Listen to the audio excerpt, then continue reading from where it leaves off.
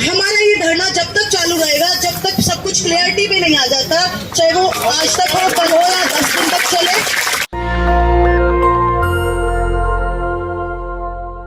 नमस्कार, मैं शंभू कुमार सिंह और आप देख रहे हैं नेशनल दस्तक। मैं इस समय दिल्ली के जंतर मंतर पर हूं, जहां कर रेसलर्स धरने पर थे और गंभीर आरोप लगाए हैं। मैं आपको दिखाता हूं। इस समय मैं जो बृजभूषण शरण सिंह हैं, जो कि 6ठी बार एमपी हैं और वही फेडरेशन के अध्यक्ष हैं, उन्हीं पर गंभीर आरोप लगे हैं। उनका आवास भी जंतर मंतर पर भी है, गंभीर आरोप हैं। और उसके बाद लखनऊ में जो कैंप लगना था उसको भी कैंसिल कर दिया गया। ये तस्वीरें दिखा रहा हूँ आपको कि देखिए किस तरह से सीआरपीएफ और दिल्ली पुलिस की तैनाती है। ये बृजभूषण सिंह का घर है, बैरिकेड कर दिया गया है। ये देखिए बृजभूषण सिंह यही हैं, मेंबर ऑफ पार्लियामेंट। और ये देखिए कॉमनवेल्थ गेम्स बर्मिंघम में भारतीय पहलवानों से बैनर पोस्टर्स लगे हुए हैं। बृजभूषण सिंह के बारे में बता दूं, पहले ये समाजवादी पार्टी के एक बार सांसद रहे, उसके बाद से 5 बार से लगातार बीजेपी के टिकट से चुनाव जीतते रहे हैं। कंस्टिट्यूंसी इनकी बदलती रही है, हेलीकॉप्टर से घूमते भी हैं, रसूखदार हैं। और लोग सोशल मीडिया पर लिख रहे हैं कि सबसे बड़े आज के समय में इनसे बड़ा कोई पावरफुल लोग नहीं है, एमपी नहीं है। तो दिल्ली पुलिस की बैरिकेडिंग कर दी गई है उनके घर को और काफ़ी संख्या में पुलिस की तैनाती है।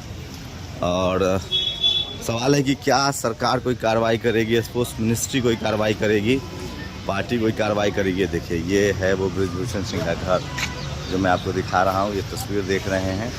बस आप कल्पना कीजिए कि अगर कोई गैर सवर्ण एमपी, एमएलए, मंत्री पर इस तरह के गंभीर आरोप लगते तो कोहराम मच जाता अभी तक। लेकिन चूँकि सवर्ण समाज से आते हैं, रसूखदार हैं और अभी तक कोई रिस्पांस नहीं आया है।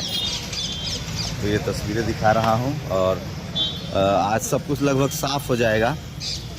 ये तस्वीरें दिखा रहा था बृजभूषण सिंह के घर से। अब सोचिए कि अगर कोई गैर सवर्ण सांसद होता, उस पर इस तरह के गंभीर आरोप लगते, तो आप कल्पना कर सकते हैं कि क्या स्थिति होती। लेकिन अभी भी बृजभूषण सिंह पर किसी कार्रवाई की कोई अभी तक पुष्टि नहीं हुई है। देखते हैं आगे क्या होता है। आप लोग, मैं जंतर मंतर की तस्वीरें दिखा रहा हूं और पहली बार बीजेपी को फंसता हुआ देख रहे हैं आप। और मीडिया एक्टिव है और चूँकि मामला खिलाड़ियों से जुड़ा हुआ है और टीवी अखबार को भी समझ में नहीं आ रहा कि वो क्या करें। तो ये तस्वीरें दिखा रहा हूँ। तो वो ताकत होती है मीडिया में, मीडिया मैनेजमेंट के दम पर ये सरकार चल रही है। लेकिन इस खिलाड़ी वाले मामले में फ़िलहाल पत्रकार, टीवी अखबार है, चूँकि आरोप बहुत गंभीर हैं इसमें।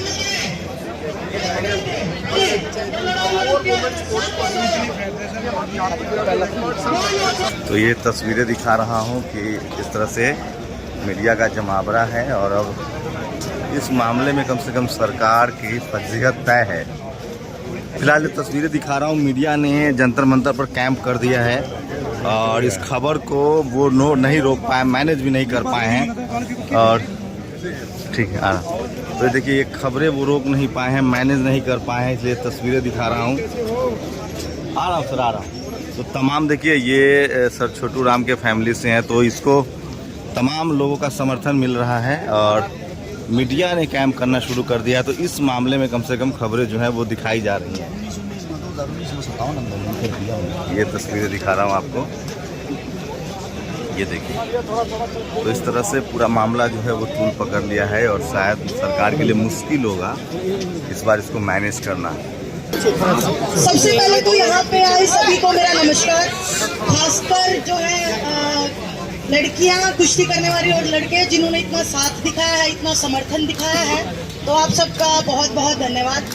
और अभी जो बातचीत है वो ये है कि बबीता आई है सरकार की तरफ से और उन्होंने अपनी बात रखी है और हमने अपनी पूरी बात रखी है। और बबीता ने जो है वो आश्वासन दिलाया है कि वो हम खिलाड़ियों के साथ है, क्योंकि वो खुद एक अर्जुन अवार्डी है, ओलंपियन है और अच्छी रेसलर रही है, तो बिल्कुल हमारे साथ है। और आश्वासन दिलाया कि मैं जाके सरकार से बात करूंगी और आपकी मांगे रखूंगी और पूरा भरोसा दिला रही है कि वो हमारी बात जैसा चाहते हैं वैसा वो करवा देंगे।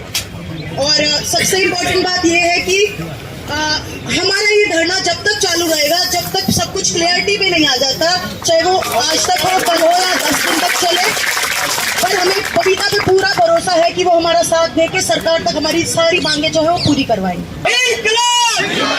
अभी नहीं तो अभी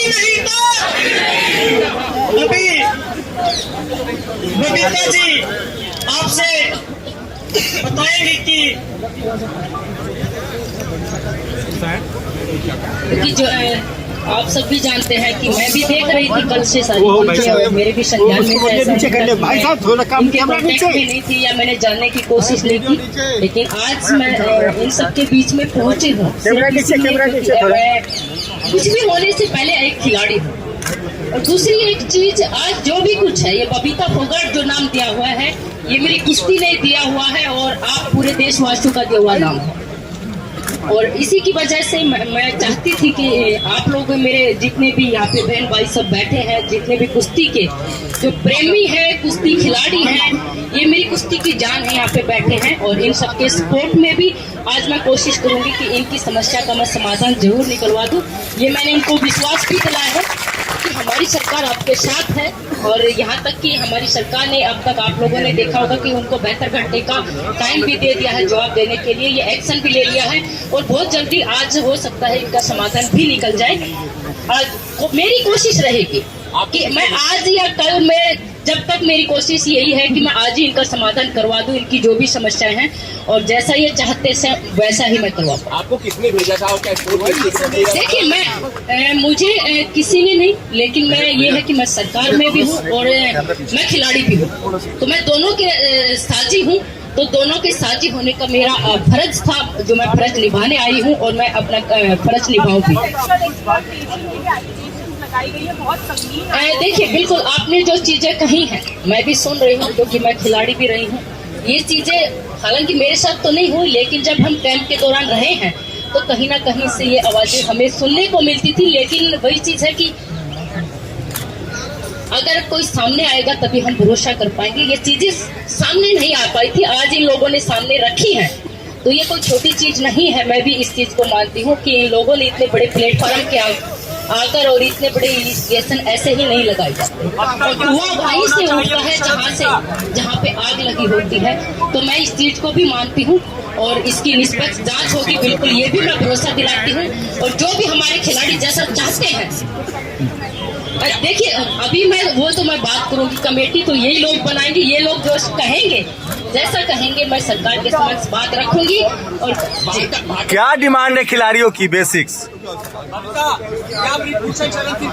देखिए मेरा भरोसा इसलिए है क्योंकि खिलाड़ियों की जो बातें हैं और जो इनकी मांगे कोई नाजायज मांगे नहीं है, जो भी इनकी जायज जो भी चीजें हैं वो मैं इसलिए भरोसे पे करूँ कि मैं करवाऊँ। 72 घंटे का वक्त दिया गया है इनसे और अपने भरोसे पे कह रही हूँ मैं करवाऊँ। जी बबीता जी 72 घंटे का वक्त दिया गया है, क्या आप मांग करेंगे कि 72 घंटे से पहले इस्तीफा होना चाहिए, बाकी जांच बाद होनी चाहिए? तो क्या सरकार से भी बात करेंगे इनकी मांग को लेकर? बिल्कुल बिल्कुल। देखिए जो भी मैंने कहा कि मैं तो अभी आई हूँ, कल ही एक्शन ले लिया था हमारी सरकार ने और 72 घंटे का सबसे कम टाइम उनको दिया गया है, जो कि आज तक शायद मुझे लगता है बहुत ही कम टाइम उनको दिया गया है। सरकार पूरी हमारी पूरी सरकार है और जिन लोगों से ये चाहते हैं उनके समक्ष भी बात रखूंगी, चाहे वो प्रधानमंत्री जी हो हमारे। मेरी कोशिश रहेगी कि उन सबके सामने ये बात रखूं और जो ये कहेंगे, इन्होंने जो मेरे सामने बातें रखी जैसा चाहते हैं, ये सारी चीजें क्योंकि अभी मैं डिटेल में नहीं दे सकती, बता भी नहीं सकती, लेकिन मेरी पूरी कोशिश रहेगी। Thank you so much. National Dastak की आपसे गुजारिश है कि अगर इसको बचाना चाहते हैं तो नेशनल दस्तक को सब्सक्राइब करने के लिए रेड कलर के सब्सक्राइब बटन को दबाएं, फिर बेल आइकन की घंटी दबाएं। नेशनल दस्तक को बचाने के लिए बहुत जरूरी है कि हर खबर को शेयर करें, लाइक करें, कमेंट जरूर करें।